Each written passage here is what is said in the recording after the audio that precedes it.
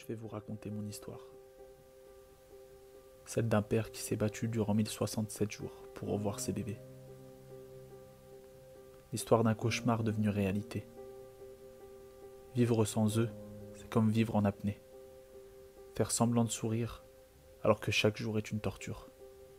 Pourtant, il va falloir me battre, jusqu'à mon dernier souffle. On m'a coupé mes ailes et on me demande de voler. Je me moque de vos millions d'euros. Je veux juste leurs millions de baisers. Tout a commencé il y a plusieurs années. Je suis devenu père très jeune. J'ai tout de suite accepté ce rôle. Le plus beau métier du monde. J'ai dû aller travailler, enchaîner plusieurs boulots, pour pouvoir accueillir cet enfant de la meilleure des manières. Je lavais les gares, je coupais du poisson, du fromage, des fruits et légumes. Je vendais des sandwichs. Les regards étaient moqueurs, mais ils ne me touchaient pas, car j'allais être papa. J'étais tellement exténué, mais un sourire de ce petit être me donnait la force de déplacer des montagnes. Un soir, en rentrant du travail, il était tellement heureux de me voir qu'il a fait ses premiers pas pour venir dans mes bras. Peu de temps après la venue de mon garçon, j'allais avoir une fille. Le choix du roi. Mes relations avec la mère et sa famille étaient au plus bas. Mais je me disais que si les miracles existent, ils viendraient de ses petits doigts. J'ai donc accueilli ce petit ange. Un cadeau tombé du ciel. J'étais la voiture et eux le moteur. Ensemble tout roulait. Mais oui, parce qu'il y a un mais. Plus le temps passait, plus je devais supporter. Les insultes, les humiliations, les cris, les reproches. Il tentait même d'en venir aux mains avec moi. J'avais de moins en moins mon mot à dire. On me faisait comprendre que je n'étais plus vraiment à ma place. Pendant des mois, j'ai supporté en silence.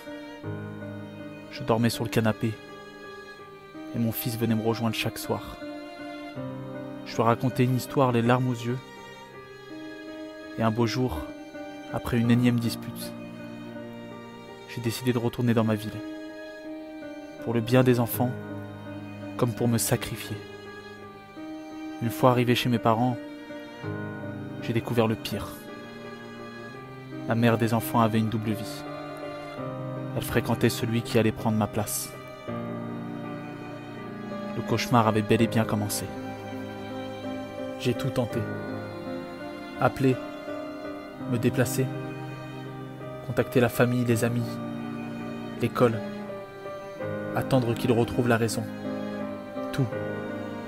Mais à la moindre occasion, on me supprimait petit à petit, jusqu'à complètement m'effacer. Je suis donc tombé en larmes, épuisé, dans les bras de ma mère.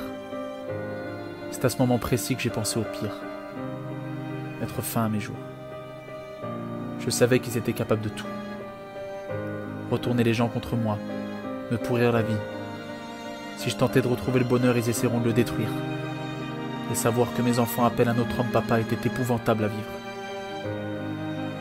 Ils feront tout pour me forcer à abandonner. Et ce sera un long combat. Mais j'ai décidé de me battre.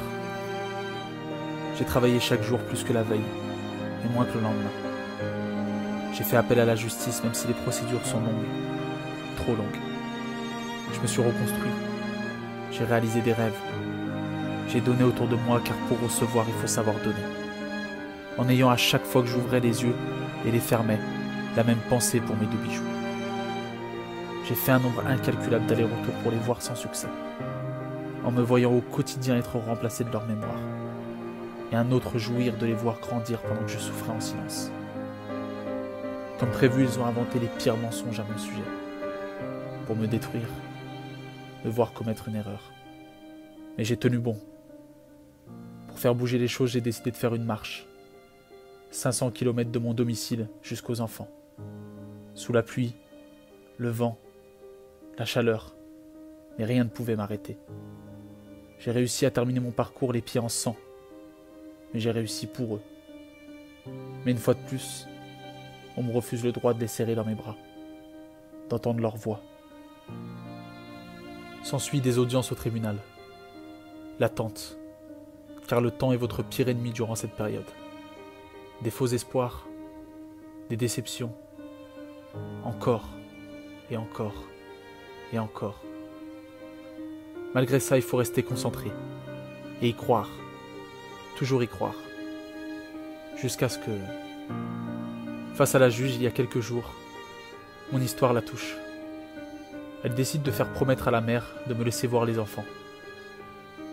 Une fois la promesse prononcée, elle fait citer ces paroles par le greffier et stipule que si l'un des deux parties ne respecte pas la décision de justice jusqu'au prochain procès, il sera lourdement puni.